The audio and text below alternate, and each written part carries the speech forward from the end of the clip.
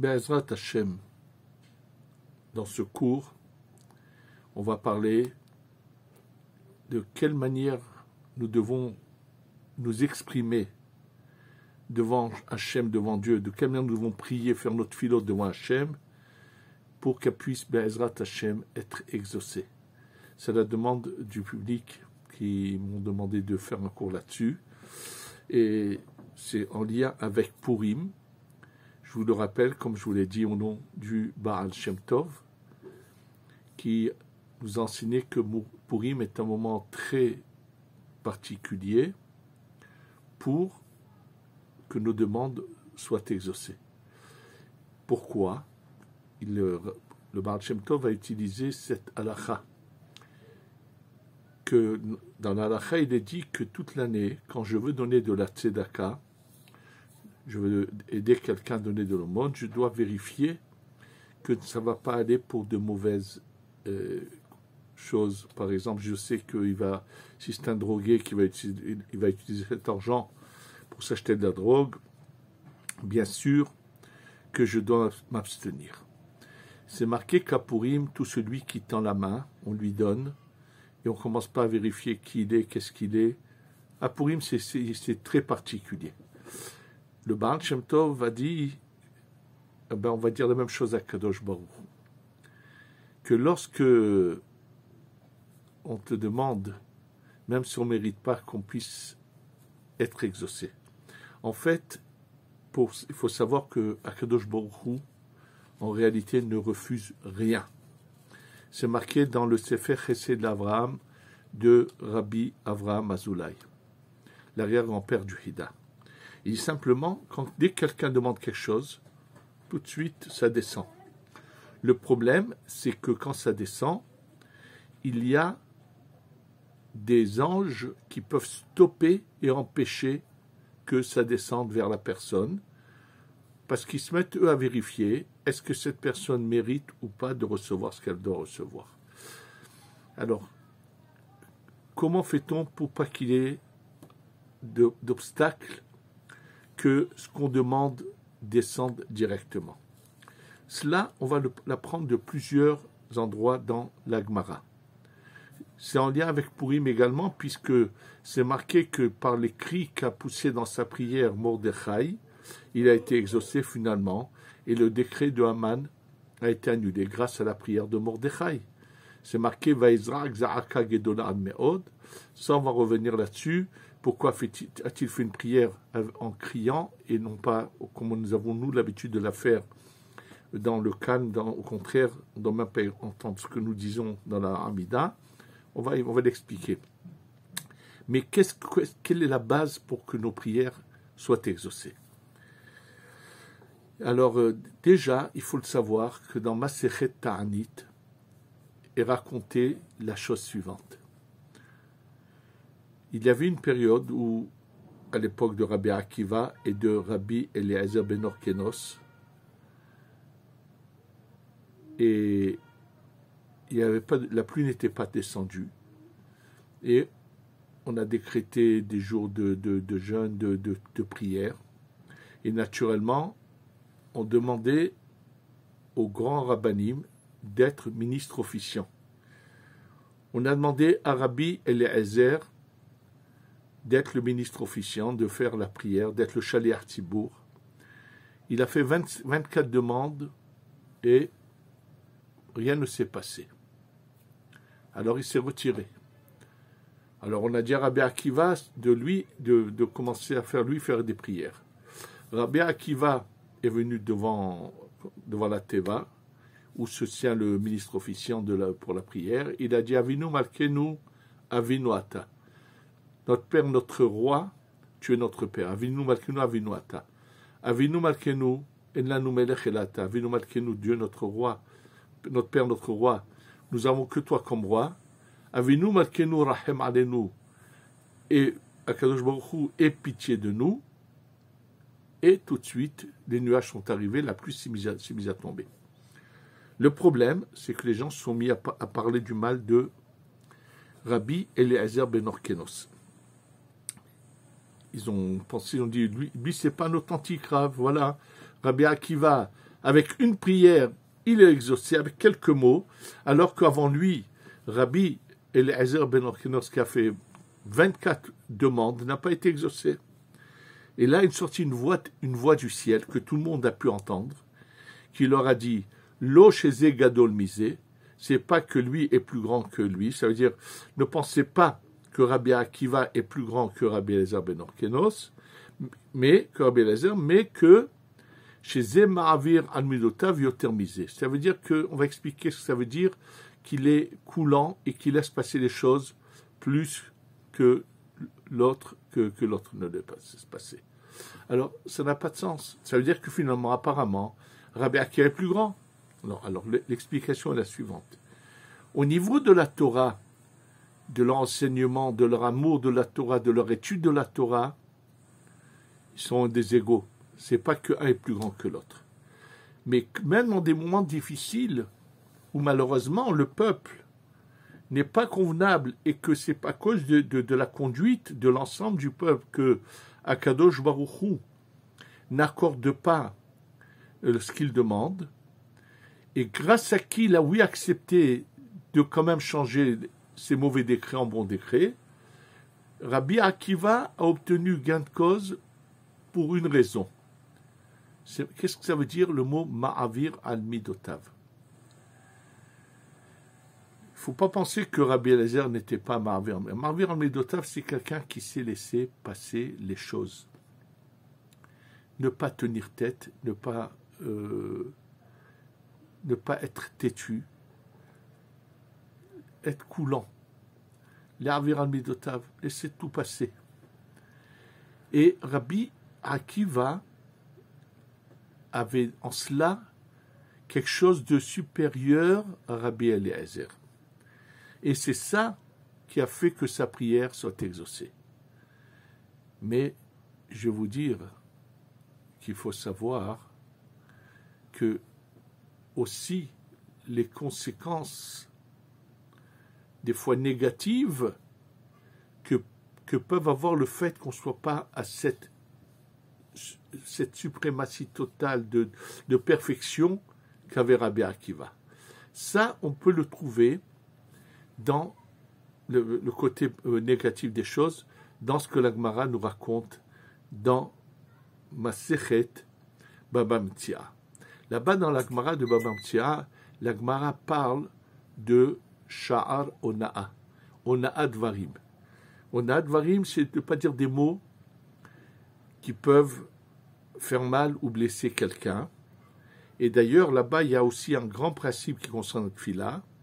La Gemara dit Sha'are tfila nin'alu, Sha'are dim'a lo nin'alu.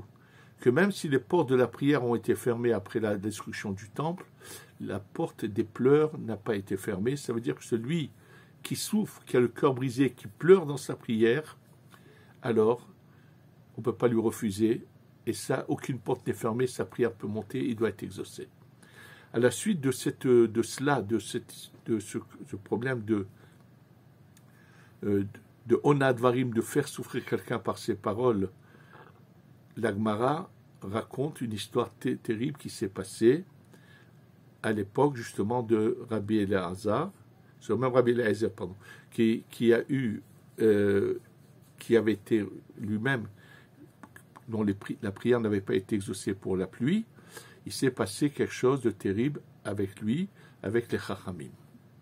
Ce qui s'est passé, c'est que il y a eu un problème de halakha, donc qui s'est soulevé par rapport à un four qui avait été fait par plusieurs rondelles de pierre qui étaient unies les unes aux autres avec de la terre. Bref, c'était un four un peu particulier, et quelque chose d'impur était tombé dans ce four. Est-ce que ce qui avait été fait dans ce four était pur ou impur?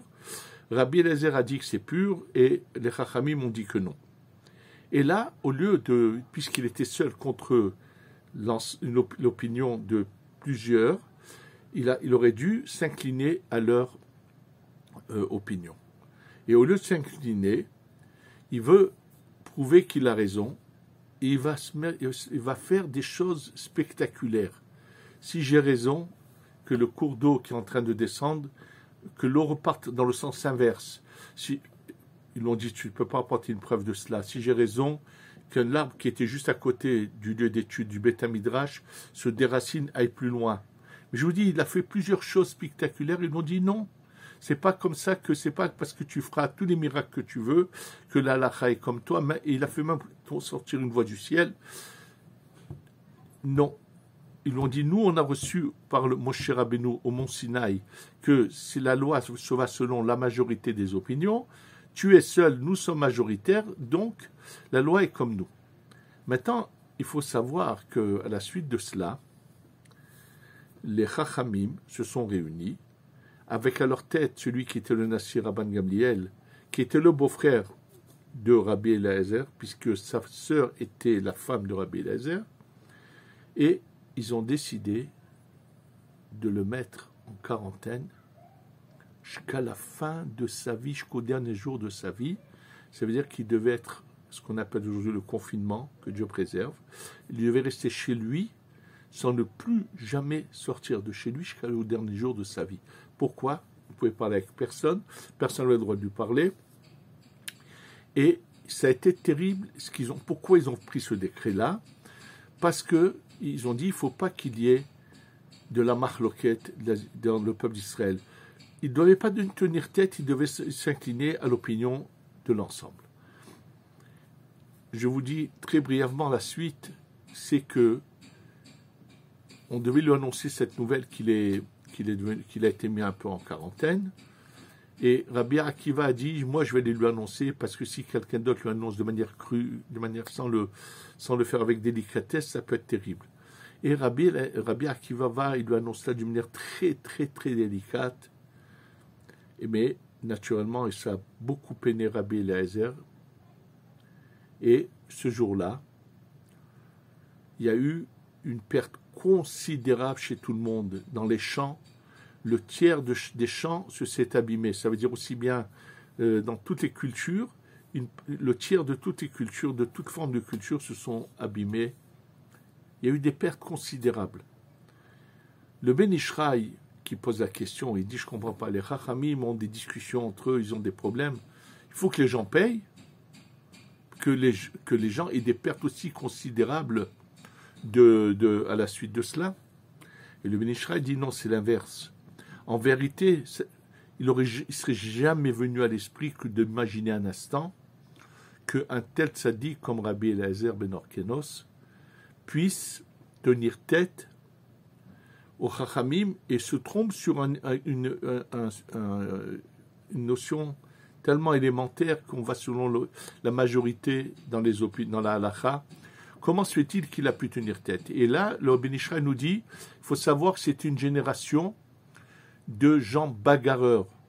C'était vers la fin du deuxième temple où les gens, le temple était détruit à cause de la haine gratuite. Les gens étaient constamment à se battre entre eux et malheureusement, voilà les conséquences. Et c'est à cause de la mauvaise conduite, ça a provoqué que le Rav ait un agissement où il tient tête alors qu'il aurait dû s'incliner. Simplement, la question est pourquoi ça a touché Rabbi Eliezer ben Orkenos et pas Rabbi Akiva, par exemple. Eh bien, cette même raison que je vous ai mentionnée précédemment, pourquoi la prière de Rabbi Akiva a été exaucée plus que celle de Rabbi Eliezer, parce qu'il était coulant, il était plus coulant que lui, c'est ça qui a provoqué que maintenant Rabbi Akiva soit épargné et non pas Rabbi Eliezer. Ce qu'il faut retenir avant tout de cela, c'est que la manière dont nous nous conduisons, Hachem se conduira vis-à-vis de nous. C'est-à-dire que si dans la vie, on sait ne pas être difficile, ne pas être coulant, laisser passer, faire plaisir, et ainsi de suite, Hachem fera la même chose vis-à-vis de nous. Très très important, c'est déjà une des notions que n'oublions pas que Mordechai était très aimé de l'ensemble du peuple. Donc, parce qu'il était aimé, il a su se faire aimer, on voit que sa prière est exaucée. Nous trouvons également une autre raison qui fait que les prières peuvent être exaucées, Ça, c'est déjà plus profond de savoir comment les faire de manière à ce qu'elles passent sans que les anges qui veulent l'empêcher de passer et d'empêcher de faire venir la bénédiction de Dieu ne puissent pas agir. La Gemara dans Masechet Brachot Daf Lamed He, Lamed Dalet, Amud Bet, page 34 au deuxième côté de la page, la Gemara raconte que Rabbi Hanina ben Dosa, ses prières, comment elles étaient exaucées. Comment ce que Rabbi Hanina ben Dosa demandait était exaucé.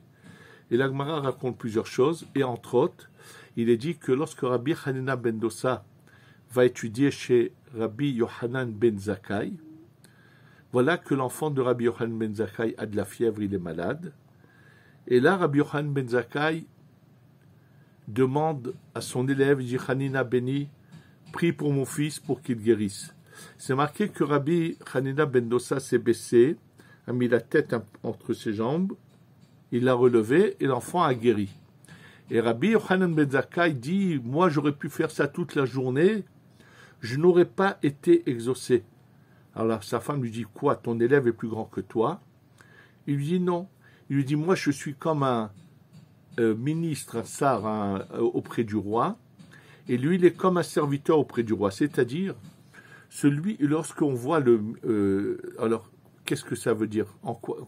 Alors Rachid explique que je ne peux pas rentrer à tout moment chez le roi, lui il peut rentrer comme il veut.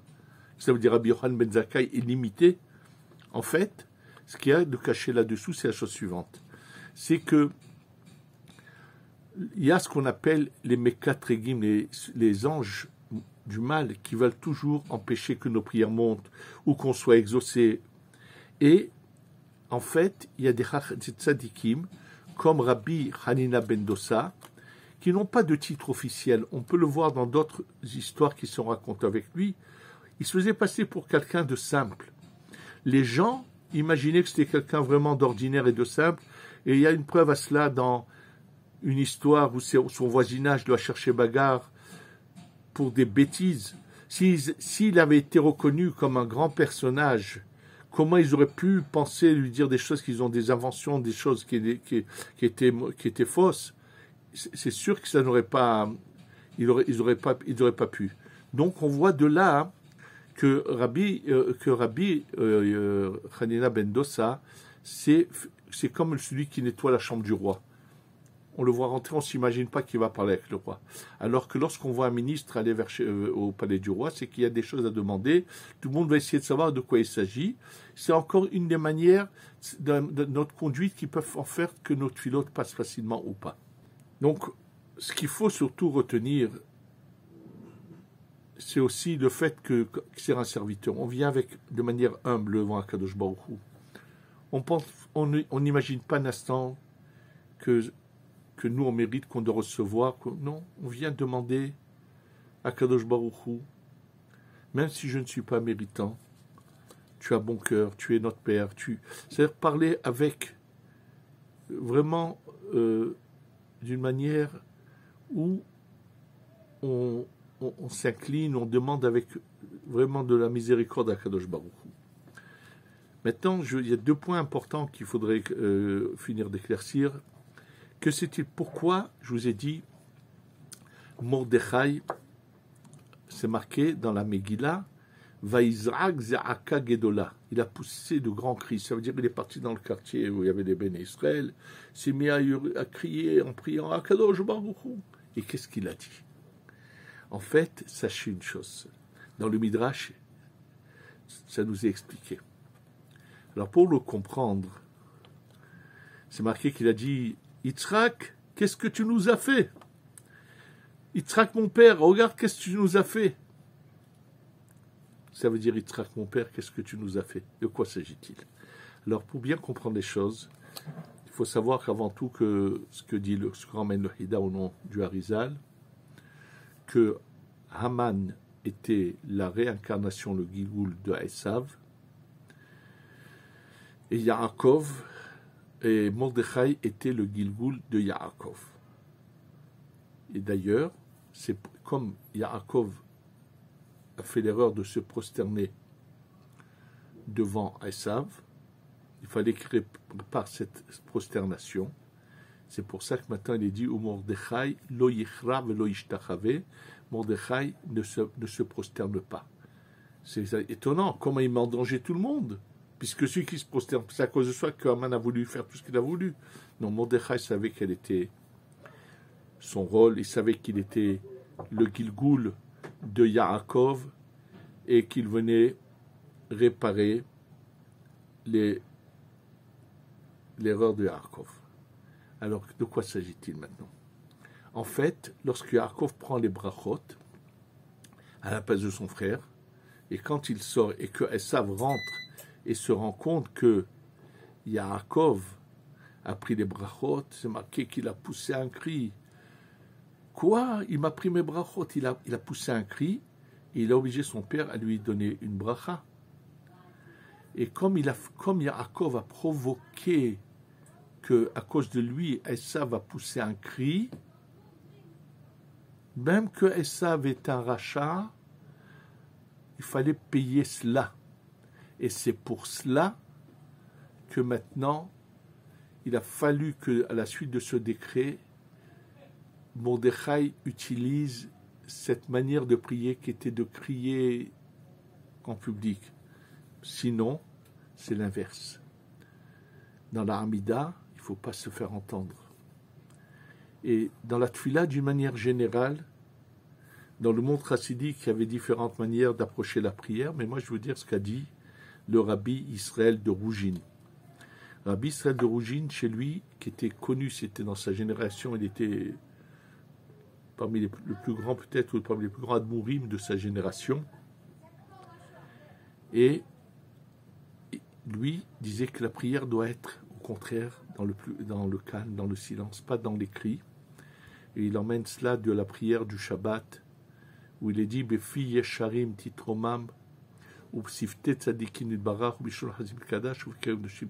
Là-bas, on va dans c'est marqué Befi, dans la bouche d'Yesharim, les gens droits.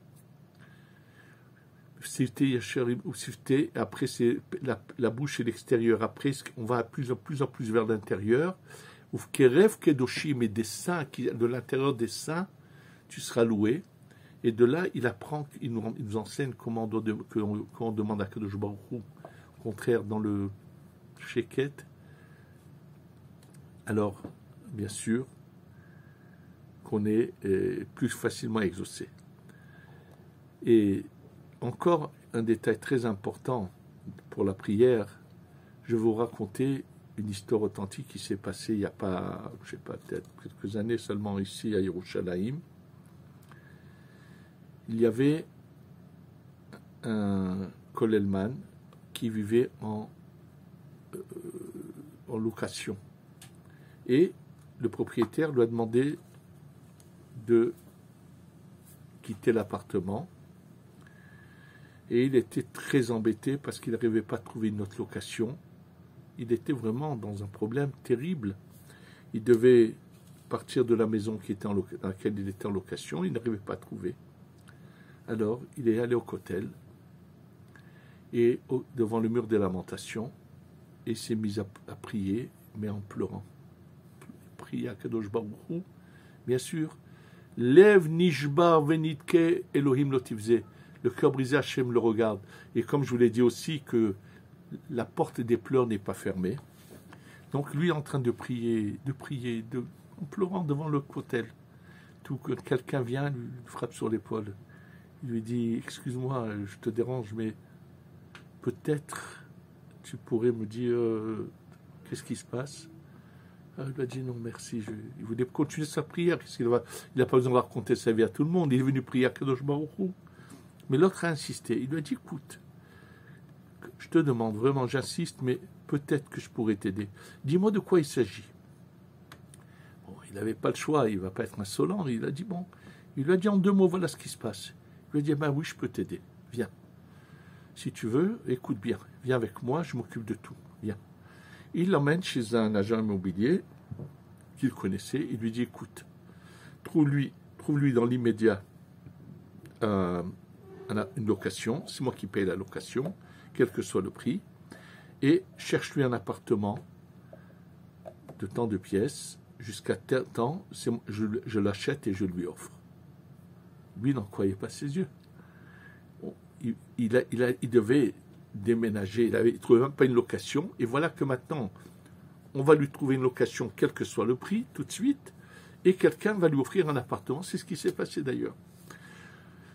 Maintenant, les Kollelman qui étaient avec lui au Kollel, qui connaissaient sa situation, ils le voient le lendemain venir tout joyeux, tout content. Alors ils discutent, il leur raconte ce qui s'est passé. Donc il leur raconte ce qui s'est passé au Kotel. Alors écoutez, un grand nombre de Kollelman ont décidé que tous les jours ils iront un moment au Kotel et prier. Chacun pour ce qu'il avait demandé. Ils sont allés pendant ça a duré, je ne sais pas, une semaine, 2 semaines, je ne sais pas combien de temps. Mais rien ne s'est passé. Il y en a un qui a eu l'idée d'aller voir un grand rave et lui raconter toute l'histoire et lui dire que votre rave, dis-nous pourquoi lui, il a été exaucé, alors que nous, on est tout un groupe de Kollelman où chacun est venu demander ce qu'il avait demandé, personne n'a été exaucé. Il leur a dit, c'est simple. Lui, quand il est allé au Kotel, il est parti chercher Dieu, il l'a trouvé, il va parler. Vous allez au Kotel pour essayer de trouver un donateur. Pourquoi vous voulez que vous soyez exaucé? Vous n'êtes pas parti chercher Dieu au Kotel. C'est-à-dire qu'en fait, il faut croire au fond de soi que tout vient d'Hachem et que ce qu'on lui demande, si on le croit sincèrement, Hachem nous donne. Et par la bonne conduite, personne n'empêchera que ce qu'on demande descende jusqu'à nous. Maintenant, le dernier détail important que m'a été demandé, il faut savoir que les femmes doivent réciter une Amida, une Shmona Esrei par jour. Elles peuvent choisir entre Shaharit, Mincha, Arvit, elles peuvent choisir la Shmona Esrei qu'elles veulent. Si elles veulent faire la prière de Shaharit qui est longue, elles peuvent la faire en entière si elles le veulent, et réciter toutes les brachot, comme je vous l'ai dit, qui est l'opinion du Rav Ben Sion Abba Shaul. C'est l'opinion que moi je suis. En tous les cas, il n'y a pas de problème. Quand une femme ne sait pas faire la prière, qu'est-ce qu'elle devrait faire? Alors j'ai entendu de la bouche du Rav Ben Sion Abba Shaul, mais il y a très longtemps, dans un de ses shiurim, qui a dit la Amida, la Shmona Esrei est composée de 3 parties. Le début, c'est Sheva Bakasha Hoda. On loue Dieu, on lui demande, on le remercie. Début de la prière de la Hamida, Sheva, le louer. Au milieu, c'est des demandes, et à la fin, c'est le remerciement. Il dit une femme qui ne sait pas lire et qui ne sait pas faire une Hamida, alors qu'elle a l'obligation, alors que tout au moins elle fasse. Bon, lui, il a parlé en hébreu, puisqu'on dit c'est en Eretz Israël. Il a dit la phrase en hébreu, qu'elle doit dire Yishtabar Shemo Shel Melech Macher Melachim HaKadosh Baruch Hu Areni Mevakeshet Kar Vekar Vani Modalo. C'est-à-dire qu'il soit loué le nom de Dieu. Je lui demande ça et cela, et je le remercie pour ce qu'il me donne. C'est-à-dire c'est vraiment un concentré de Hamida. Mais une femme qui sait lire, si elle ne sait pas qu'elle essaie d'apprendre à lire, doit essayer de faire une Hamida tous les jours. En tous les cas, il faut aussi demander surtout que la Shekhinah ne soit plus en galoute. Ça, c'est le Zohar qui nous dit, quand on demande que la Shekhinah ne soit plus en galoute, tous nos problèmes s'arrêteront. Il est évident qu'il se passe des choses terribles actuellement. Cette épidémie qui tous les jours fait tomber malheureusement des malheureux. Ou bien il y a un problème, comme on me l'a dit maintenant en France, comment les gens pourront lire la Megillah jeudi soir, puisque à partir de 18h, il ne faut plus être dehors. Il y a beaucoup de problèmes. Il faut qu'on comprenne que Hachem nous demande des choses. Ce qu'on doit comprendre, c'est qu'Hachem veut qu'on change d'attitude, qu'on s'améliore, qu'on lui montre plus d'amour.